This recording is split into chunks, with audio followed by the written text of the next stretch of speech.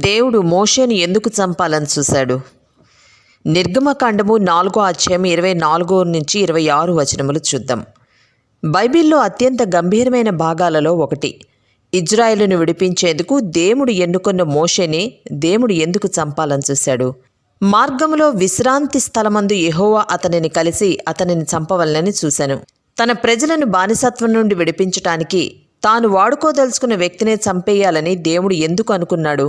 దేవుడు అబ్రహాంతో అతని సంతానంతో చేసిన ఒడంబడికలో దీనికి జవాబు కనిపిస్తున్నది. ఆదికాండము 17:9-14 చూద్దాం. నాకును నీకును నీ తర్వాత నీ సంతతికి మధ్య మీరు గైకొనవలసిన నా నిబంధన ఏదనగా, మీలో ప్రతి మగవాడును సున్నతి పొందవలెను. మీరు మీ గోప్యాంగ చర్మమున సున్నతి పొందవలెను. అది నాకును నీకును మధ్యనున్న నిబంధనకు సూచనగా ఉండును. 8 దినముల వయస్సు గలవాడు అనగా నీ ఇంట పుట్టినవాడైనను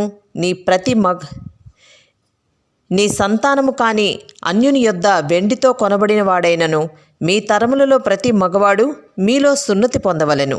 నీ ఇంట పుట్టినవాడును నీ వెండితో కొనబడినవాడును తప్పక సున్నతి పొందవలెను. అప్పుడు నా నిబంధన మీ శరీరమందు నిత్య నిబంధనగా ఉండును. సున్నతి పొందిన మగవాడు అనగా ఎవని గోప్యాంగ చర్మమున సున్నతి చేయబడదో అట్టివాడు తన జనులలో నుండి కొట్టివేయబడును.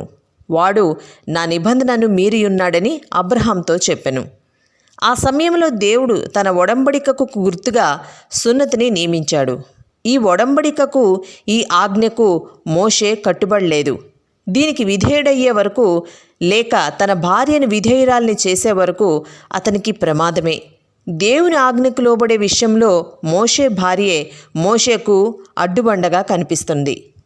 అతడు పోవు మార్గమున సత్రములో యెహోవా అతనిని ఎదుర్కొని అతని చంపచూడగా, సిప్పోరా వాడిగల రాయి తీసుకొని తన కుమారునికి సున్నతి చేసి అతని పాదముల యొద్ద అది పడవేసి, నిజంగా నీవు నాకు రక్త సంబంధమైన పెనిమిటివైతివనెను. అంతటా ఆయన అతనిని విడిచెను. అప్పుడు ఆమె, ఈ సున్నతిని బట్టి నీవు నాకు రక్త సంబంధమైన పెనిమిటివైతివనెను. దేవుడు నిజంగా మోషేను చంపేయబూనుకుంటే తేలికగా చంపేవాడు. కానీ ఈ ప్రాముఖ్యమైన బాధ్యతను అతడు గుర్తించగలిగేలా మోషేను మేల్కొల్పడమే దేవుని ఉద్దేశం. అందుకు దేవుడు ఈ కఠినమైన చర్య తలపెట్టాడు.